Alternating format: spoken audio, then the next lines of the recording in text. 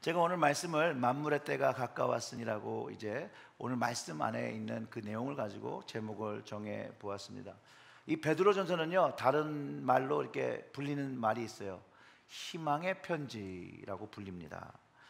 왜냐하면 이 사도 베드로가 소아시아에서 박해를 받고 있던 크리스찬 형제 자매들에게 보낸 서신이기 때문에 그렇습니다. 그때는 예수님을 믿는 것으로 박해를 받던 시기였다라는 것이죠. 그럴 때 그 박해받는 성도들을 위로하고 권면하고 또 소망 갖기 위해서 이 편지를 썼는데, 한국에서도 기독교 박해는 일제시대와 6.25 때가 있었습니다. 그리고 많은 박해를 받았고요. 여기는 이제 여러분이나 저나 광복절이나 한국 역사를 피부로 느끼지 않은 세대가 여기는 많이 있을 거라고 생각을 하고요. 제 세대부터는 서양의 자유문화가 막 들어와서 경험하며 386 세대이자 아주 빠른 변화를 적응하며 생존해야 되는 세대라서 이제 광복절의 의미가 그렇게 어르신 세대처럼 잘 알지는 못하지만, 이번 주 화요일이 이제 8.15죠. 광복절인데 기독교인으로서 수많은 기독교 순교 순국자들의 헌신에 감사드리는 시간을 좀 보내시기를 여러분들에게 권면합니다. 지금은 광복 72주년이 돼서 우리가 신앙의 자유를 가지고 살고 있지만, 어떤 일제 그 지배 아래서 우리의 민족이 예수 그리스도를 믿는 신앙을 민족의 시대 정신으로 선택한 순간부터 일본은 우리에게 애굽이 되었고, 우리는 신이스라엘이 되어서 하나님께 부르짖기 시작했다라는 것이에요. 자유를, 해방을 부르짖었고, 그리고 많은 기독교인들이 참여해서 해방을 맞이하게 되는 그런 역사의 한 부분을 차지하고 있습니다. 그렇기 때문에 기독교가 박해를 받기 시작한 거예요. 그리고 탄압을 받게 되죠. 우리 민족도 초대 그리스도인들처럼 박해받을 때 이 성경의 말씀으로, 특별히 이 희망의 편지를 묵상하며 많은 위로와 소망을 가졌으라고 저는 확신합니다. 왜냐하면 그들도 죽음으로 믿음을 지켰고 죽음으로 나라를 지켰다라는 것이에요. 제가 소아시아 성지순례를 다녀온 적이 있습니다. 수요일에 잠깐 이야기했었는데 조금 더 나누고 싶어서, 소아시아는 지금의 터키입니다. 거기에 갑바도기아라는 장소가 있습니다. 그곳에 18층 지하로 된 땅굴 속에서, 땅 속에서 그리스도인들이 그 믿음을 지키기 위해서 굴을 파고 신앙생활을 했던 그 모습을 제가 들어가서 보았는데요. 지금 저기는 18층짜리는 안 그려져 있지만 저렇게 지하에다가, 저건 예쁘게 그린 거고요, 굴을 파고 살았어요. 그 다음 사진을 보면 이제 저기가 이제 굴마다 들어가는 길입니다. 저 동그란 게 문이에요. 문을 이렇게 굴려서 막고 그 동그란 조그만 그 구멍으로 사람이 우리 그 크리스천 커뮤니티의 사람인지 아니면 또 공격이 올 때는 저걸 막고 절로 화살을 쏜다든지 창을 넣는다든지 이래서 막았다라고 얘기를 들었습니다. 그 다음 장을 보면 이제 저게 사람들이 살았던 굴 파고 들어간 거죠. 다음 장, 어떻게 보면 어떤 데는 저렇게 크게 파서 살았던 그런 곳이었습니다. 그들이 믿음을 지키기 위해서 땅 위에 사는 것을 포기하고 땅속 생활을 했다라는 것이죠. 믿음을 지키기 위해서 목숨을 걸고 자신들의 땅 위에 조금 나은 더 삶을 신앙 때문에 포기를 하고 땅속에 들어가서 살았다는 거예요. 믿음을 지키는 것이 생명을 걸고 살던 시대였다라는 것이죠. 정말로 그 당시에 그리스도인들에게 하루하루가 마지막 때로 여기고 살았다는 거예요. 잡히면 죽음으로 순교하는 시대였습니다. 왜냐하면 자신이 있는 그 자리를 얘기해서는 안 되잖아요. 자기의 가족들이 다 몰살당하기 때문에 잡히면 가족도 지키고 믿음도 지키고, 그래서 죽을 수밖에 없었던. 근데 지금 우리가 살아가는 미국은요, 사도들과 그 당시에 그리스도인이 살았던 시대와는 많이 다릅니다. 신앙의 자유가 있죠.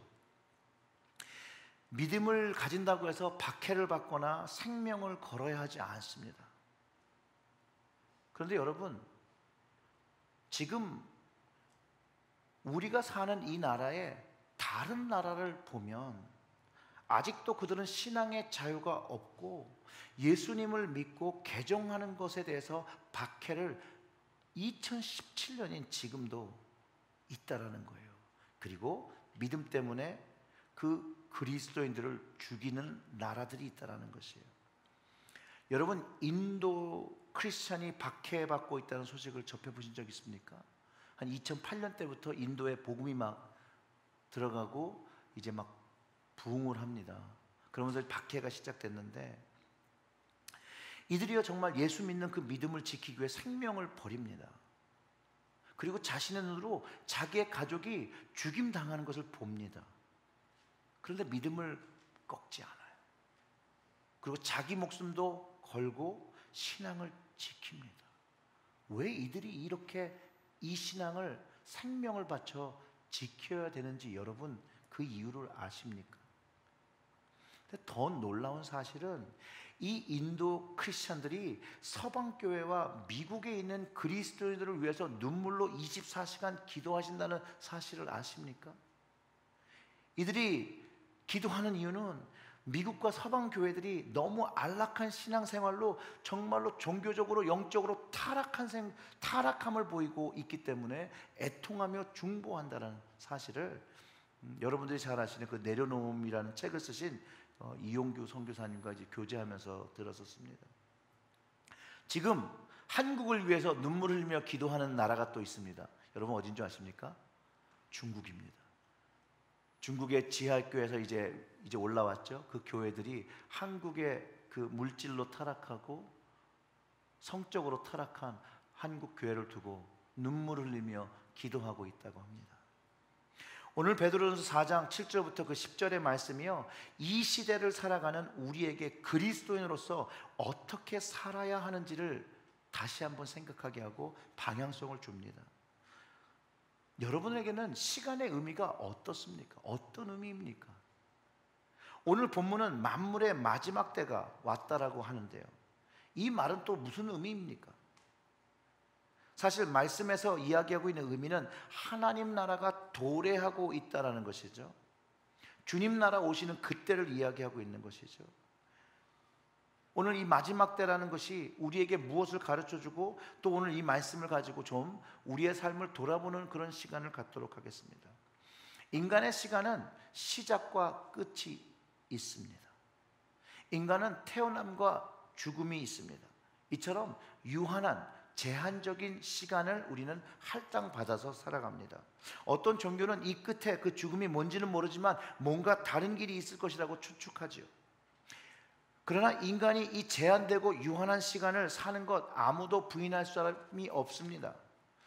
말씀 안에서도 전도서 기자는 이 시간에 대해서 천하밤사에 기한이 다 있다라고 얘기하고 모든 목적이 이룰 때가 있다라고 얘기하고 날 때도 있고 죽을 때도 있고 심을 때도 있고 심은 것을 뽑을 때도 있다라고 하며 시간에 그 정해진 것을 이야기합니다. 이 제한된 삶으로 인해서 우리는 인생 속에서 안타까운 일을 겪기도 하죠.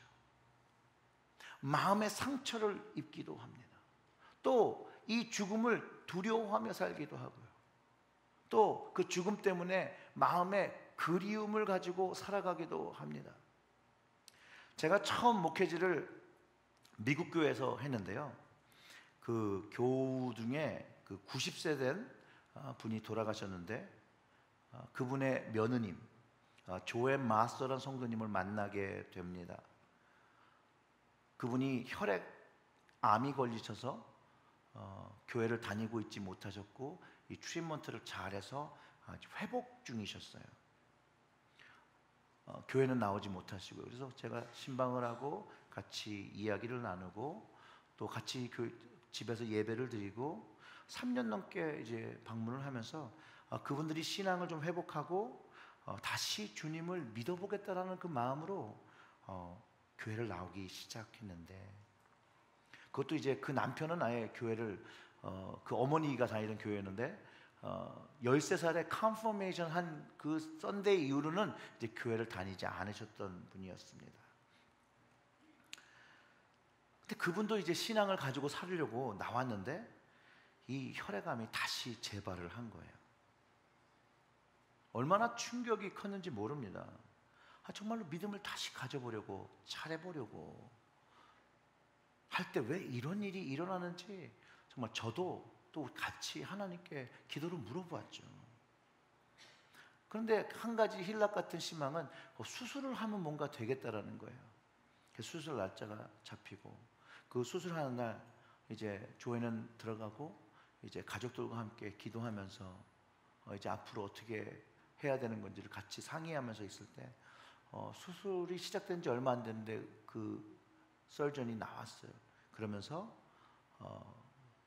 몸을 열었는데 이제 시간이 너무 늦었다라는 것이에요. 더 이상 어떻게 할 수가 없어서 그냥 닫고 나왔대요. 그 말씀하실 때 가족들에게는 정말 가슴을 저미는 그런 눈물만, 아무 말도 못하고 다들 눈물만 흘렸습니다. 그 이후로 병원으로 신방을 가며 두 분을 위로하며 하나님의 평안과 위로를 전했습니다. 제가 할 수 있는 최선을 다했는데 이제 임종이 가까워서 이제 만나 보았을 때 이분이 이제 기력이 이제 생명이 그 몸에 얼마 남지 않으니 기력이 없어서 말을 그렇게 할 수가 없는 상태셨어요. 가족과 같이 임종 예배를 드리고 이제 기도를 한 후에 근데 이 조인이 자꾸 뭔가 저한테 말을 하려고 하는 거예요. 제가 너무 힘든데 하지 말고 그냥 편안하게 쉬라고.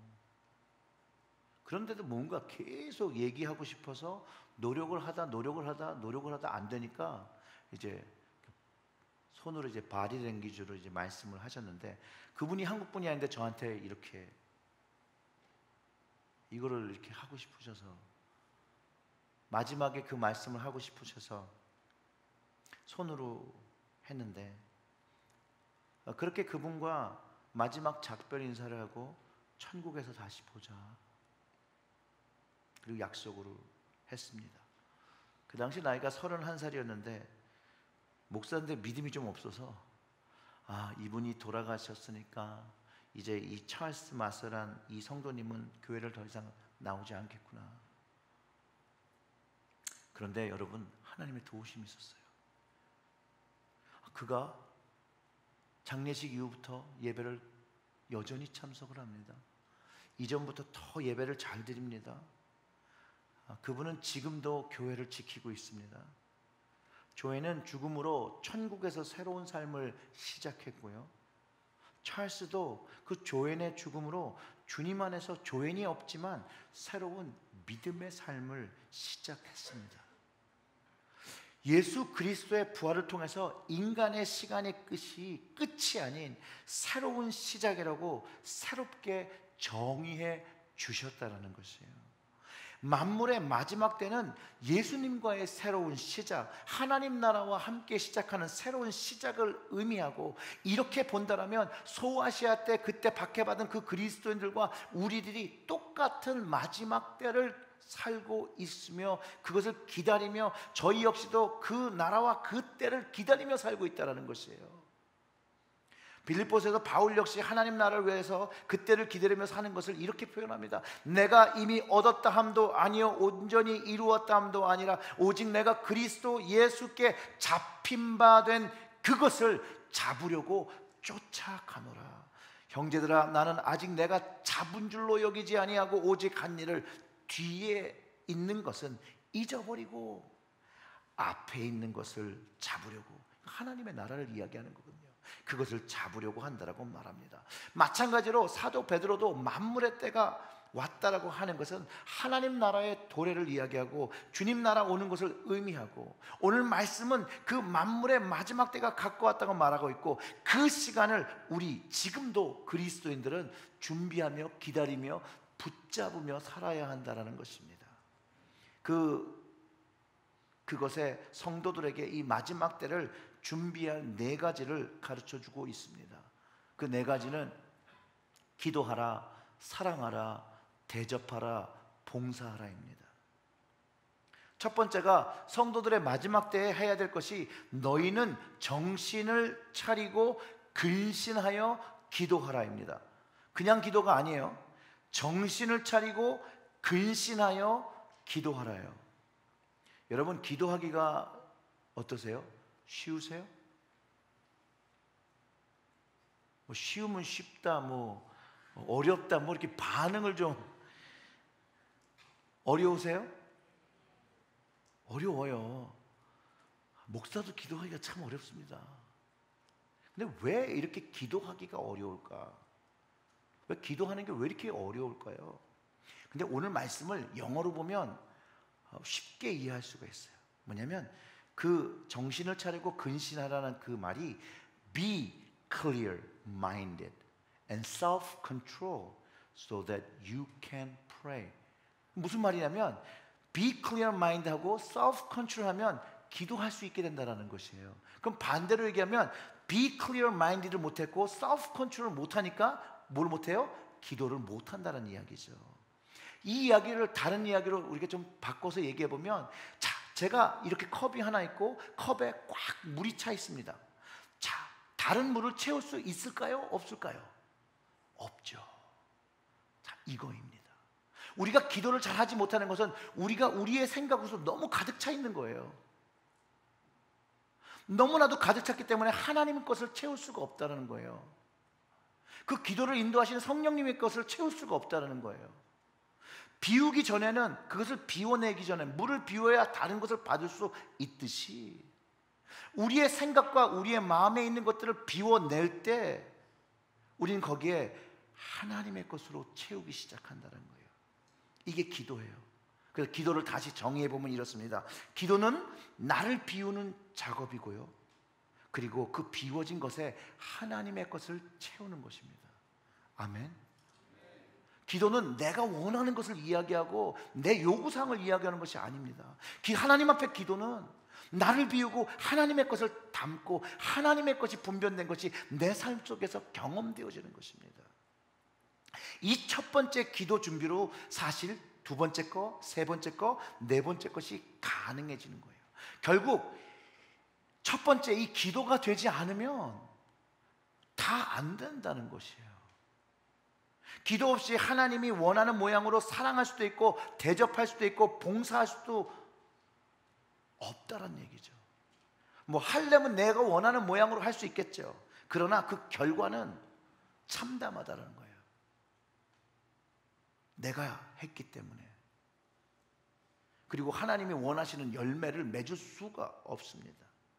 그래서 그냥 기도하는 것이 아니라 정신을 차리고 근신하여 내 생각에 있는 것들을 비워내고, 그거를 비워내기 위해서 나를 컨트롤하고 하나님의 것을 담아 기도해야 되는 것이라고 가르쳐 주신 거라는 거죠.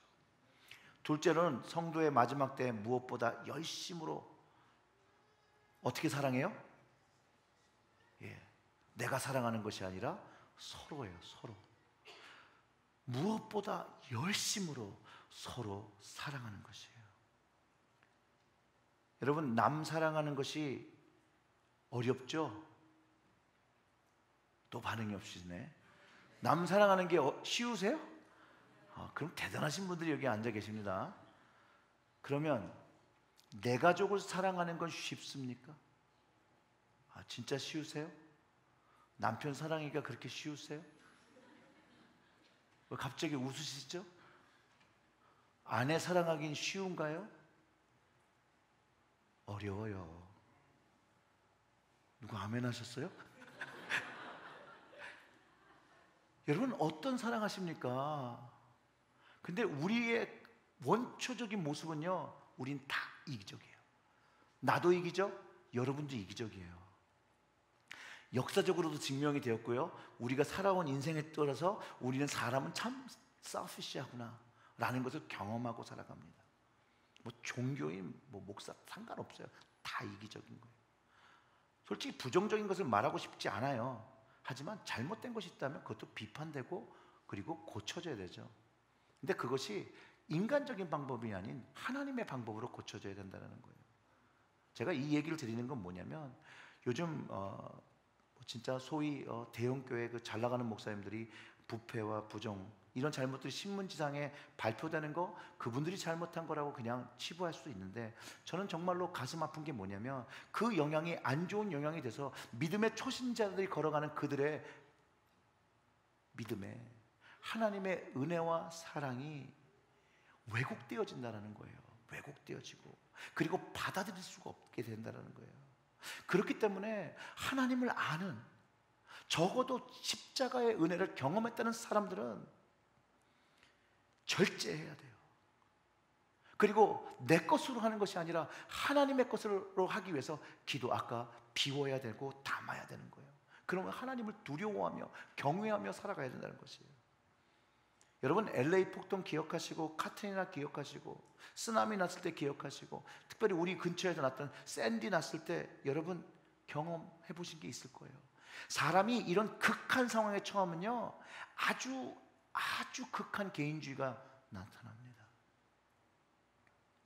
근데 우리도 상황에 따라 어떻게 변할지, 어떻게 행동할지 모르는 개연성들을 다 가지고 있어요.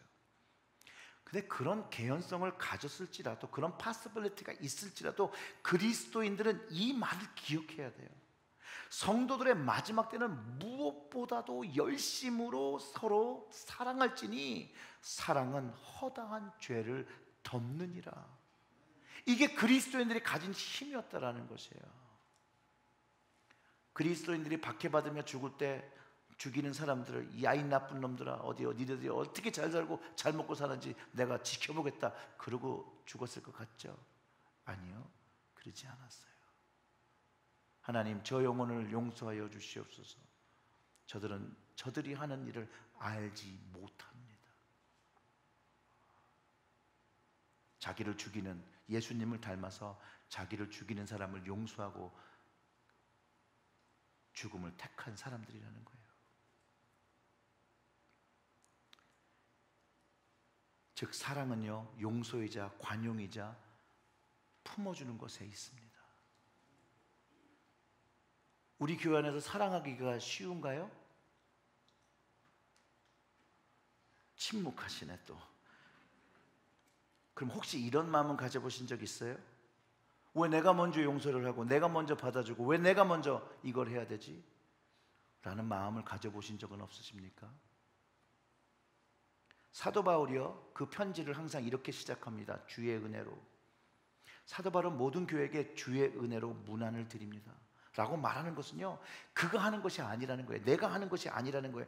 주님의 은혜로 문안한다는 것이에요. 내가 하기 싫을지라도 주님의 뜻에, 주님의 그 하나님께서 사랑하시는 그 뜻을 순종하여 그 은혜로 문안한다는 이야기예요.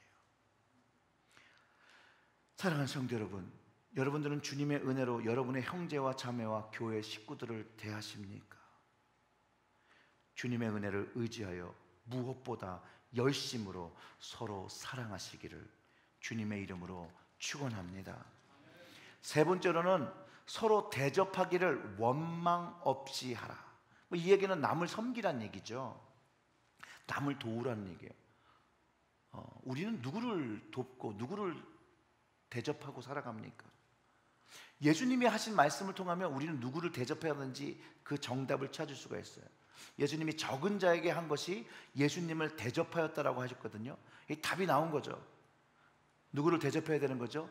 우리 안문을 다 포함해서 우리 주변에 도움이 필요한 사람에게 도움을 주고, 이것이 시켜서 하는 것이 아니라 주님 때문에 진심을 담아서 그들을 돕고 사랑하고 그들의 문제들을 같이 아파하고 해결해야 된다는 거예요. 근데 저도 그런데요, 남을 돕다 보면 막 짜증날 때가 있어요. 나만 나쁜 놈인 것 같아요. 좋으신 분들입니다. 막 돕다 보면 너무 짜증이 나는 거예요. 하나님께 막 원망을 하죠. 하나님, 정말 제가 여태까지 이만큼 했는데 더 해야 돼요? 꼭 제가 해야 돼요? 그래 투정을 하죠. 그리고 보면 하나님의 말씀에, 야, 원망 없이 해라. 원망할 줄 알고 이미 말씀에 넣어놓은 거예요. 하나님이 우리가 사람을 주님 때문에 대접하고 섬기며 살아갈 때 우리가 원망할 줄 알았기 때문에 말씀을 통해서 야, 원망하지 마라. 나 때문에 하는 거 아니냐. 나를 보고 나를 쫓아해라. 그래서 성경에 이렇게 딱 기록을 해놓으신 거예요. 제가 2000년도에 러시아에 단기 선교를 다녀왔습니다. 중고등부 아이들을 한 11명을 데리고 21일 동안 있다가 돌아왔는데요. 굉장히 인상적이었어요. 러시아가 제 느낌은 그 당시에 러시아가 70년대 한국 시골 같았어요. 이제 그리고 땅도 엄청 넓어요. 제가 무슨 바로니시라는 모스크바부터 바로니시까지 가는데 13시간 기차를 계속 타고, 그 기차로 가니까 그 13시간이 얼마나 긴지 가도 타고 가고 자고 또 자고 딱 일어났는데 아직도 기차는 달리고 있더라고요. 아무튼 그런 깡촌으로 가서 여름 성경학교를 해주는데 뭐 거기는 별 간식이 없더라고요. 근데 사실은 저희 유스를 데려가서 혹시 어려운 일이 생기고 그러면 애들이 힘들면 좀 기름지거나 달달한 게 필요해서 제가 기름진 게 뭐가 있을까 그러다 가지고 마이크로웨이브 그 팝콘을 가지고 왔어요. 이제 힘들면 이렇게 하나씩 튀겨주려고. 근데 모스크바 있을 때 다른 데서는 튀겨줄 수가 없었어요. 러시아에 그때는 마이크로웨이브가 없더라고요. 튀겨줄 수가 없었어요. 그래서 그것이 다 남아 있었는데 갑자기 생각해 보니까 올드 패션 웨이가 생각이 나더라고요. 어차피 그 안에는 버터나 소금이 다 들어가 있으니까 그걸 다 까서 그 국을 끓이는, 우리 교회에 보면 큰 국통 있죠? 그 국통에다 그걸 있는 거를 다 넣고 제가 그 진짜 올드 패션 웨이로 팝콘을 생각보다 기가 막히게 튀었습니다. 위에는 굉장히 노랗게 나왔죠. 근데 밑에는 조금 회색으로 나오긴 했어요. 근데 이게 정말로 러시아 깡촌이라서 이 아이들 중에 팝콘을 알고 있었던 애가 있었지만 먹어본 애는 하나도 없는 거예요. 그래가지고 이제 그 간식 때 그 팥을 넣으니까 애들이 너무 신나게 그걸 다 퍼서 먹었어요. 근데 거기에는 조금 그 다른 애보다 좀 작고 좀 이 정신적으로 좀 멘털리 좀 장애가 있는 아이가 하나 있었는데, 걔가 이렇게 주워 잘 이렇게 가서 이렇게 다른 애들은 막 손을 집어넣고 막 이렇게 그 아시죠? 티셔츠에다가 이렇게 하시는 거 아세요? 막 이렇게 퍼가는데 얘는 거기서 막 몇 개를 이렇게 먹는 애가 하나 제 눈에 띄었어요. 그리고 다 간식 시간이 다 끝나고 제가 예배 준비하려고 다시 갔는데 얘가 도대체 예배를 준비하는지 그 땅바닥에 떨어진 팝콘들을, 그 조각들을 다 줍고 있는 거예요. 너무 기특하잖아요. 제가 예배를 준비하러 갔는데 얘가 거기를 이렇게 치우는구나. 그래서 제가 가서 자세히 보니까 얘가 이렇게 팝콘을 이렇게 딱 집어서 손을 이렇게 올려놓고 나중에 그걸 다시 입에다 먹고 있더라고요. 근데 그 바닥이 너무 지저분했어요. 그래서 제가 야, 그거는 먹지 마라. 야, 그건 더러운 거야 라고 말을 하고 싶은데 러시아 말을 못 하잖아요. 그래서 제가 할 수 있는 많은 표현으로 그거를 이렇게 못 먹게 딱 잡았는데 얘가 그냥 막 통곡을 하면서 울더라고요. 자기 먹는 걸 뺏어가는 줄 알고. 그래서 당황했던 적이 있어요. 근데 여러분, 이 세상에는 팝콘을 하나 먹어보지 못한 아이들이 많다는 것을 여러분 기억하셔야 돼요. 그리고 21세기를 살지만 지금도 먹을 것이 없어서 죽는 아이들이 있다는 것을 여러분 꼭 기억하셔야 됩니다. 사실 우리가 마음만 먹으면요, 도울 수 있는 기회가 너무나도 많아요. 우리는 그렇게 풍요한 나라에 살고 있어요. 그런 생각을 할 때마다 제가 제 몸을 보면서 얼마나 회개를 하는지 몰라요. 이건 어떡할까? 야고보서 1장 27절에 보면 하나님이 이렇게 말씀하세요. 하나님 아버지 앞에서 정결하고 더러움이 없는 경건은 곧 고아와 과부를 그 환난 중에 돌보고. 자, 우리가 생각하는 경건과 다르죠. 하나님이 보시는 경건이 정결한 경건, 더러움이 하나도 없는 그 경건은 고아와 과부를 환난 중에 돌보는 곳에 있다는 것이에요. 그 다음에 두 번째 경건이 우리가 아는 경건이에요. 자기를 지켜 새 속에서 물들지 아니하는 이것이라. 하나님, 우리가 경건한 모습으로 살아갈 때 어떤 모습을 먼저 강조하신다고요? 환난 중에 사람들을 돌보는 것에 있다라는 거예요. 두 번째가 우리가 세상에서 나를 거룩하게 구분짓는 것에 있다라고 얘기합니다. 저는요, 정말 제 개인적인 얘기예요. 우리 교회에 있는 모든 교회 한 가정마다 그게 월드비전이 됐던 컴패션이 됐던 하나님만이라도 그리스도인 되었으므로 좀 책임졌으면 좋겠다라는 거예요. 십자가의 사랑을 알고 은혜를 아는 사람으로서 적어도 이 정도는 했으면 참 좋겠다라는 거예요.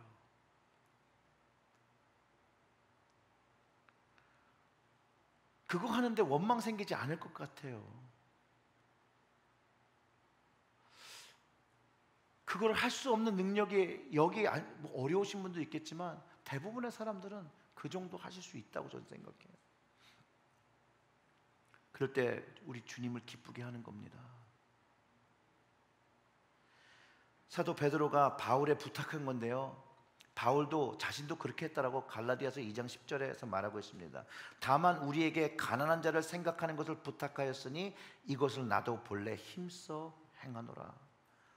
예수님께서 제자들에게 부탁하신 게 있어요. 복음을 전하는 일도 부탁하셨지만 가난한 이들을 돌보라고 말씀하셨다는 거예요.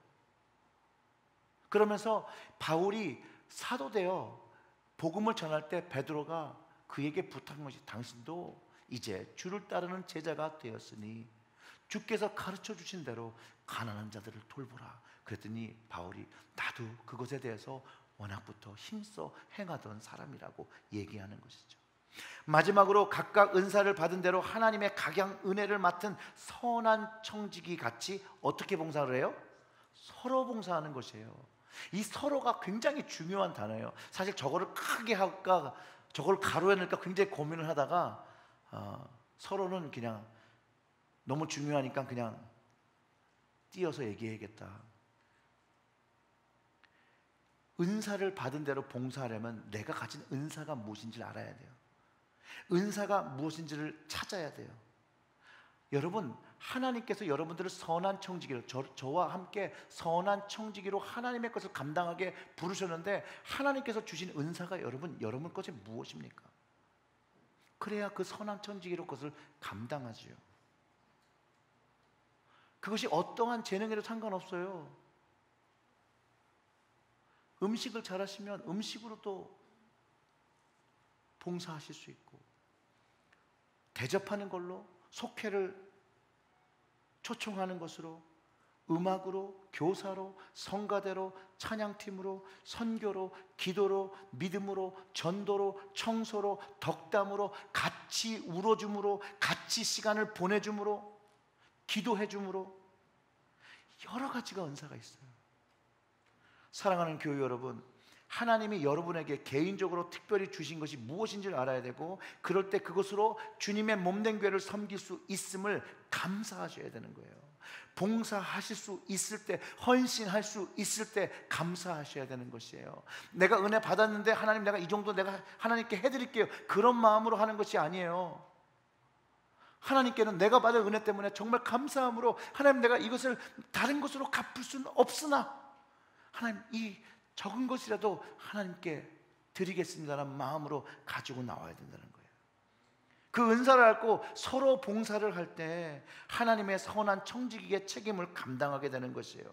만약 청지기가 자기가 무엇을 하고 무엇을 지키고 무엇을 관리한다는 걸 모른다면 어떻게 선한 청지기라고 말할 수 있겠습니까? 그건 악한 청지기죠. 청지기는 하나님의 부르심을 깨닫는 거예요. 그리고 그 하나님의 소명에 따라, 그 사명에 따라 그 일을 묵묵히 감당하는 것이라는 거예요. 사랑하는 성도 여러분, 하나님께서 여러분들에게 주신 소명이 무엇입니까? 사명이 무엇입니까? 그 사명을 감당할 때, 그 소명을 감당할 때 진리의 하나님, 그 아버지 되신 하나님을 기쁘게 원망하지 아니하며 봉사할 수 있게 된다라는 거예요. 사랑하는 여러분, 우리들은 하나님이 주신 시간 안에서 성도로서 만물의 마지막 때를 살아가고 있습니다. 청지기로 살아가고 있습니다. 성경은 이 때를 살아가는 우리에게 기도하라고, 사랑하라고, 대접하라고, 봉사하라고 말씀하셨습니다. 그리고 오늘 그 말씀을 들었습니다. 이제 그것을 실천하고 결단하고 순종하는 것은 모두 여러분에 달렸습니다. 저는 만약 여러분들이 그런 결단을 오늘 하신다면 하나님이 엄청 기뻐하실 거예요. 황소를 드리는 제사보다 순종의 제사를 기뻐하신다고 합니다.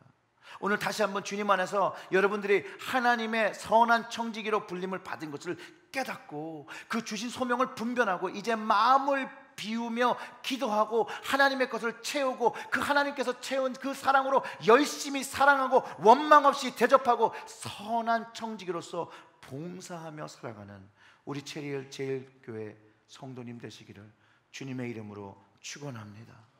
기도하겠습니다.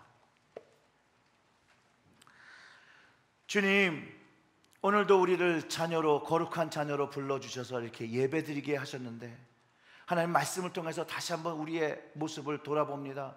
하나님, 우리를 선한 청지기로 불러주셨는데 우리가 정말 그 하나님 마음에 합한 선한 청지기의 일을 감당하고 있는지 하나님 먼저 우리의 삶을 돌아보니 하나님이 원하시는 그런 좋은 청지기의 모습을 갖지 않고 있음을 고백하고 회개합니다.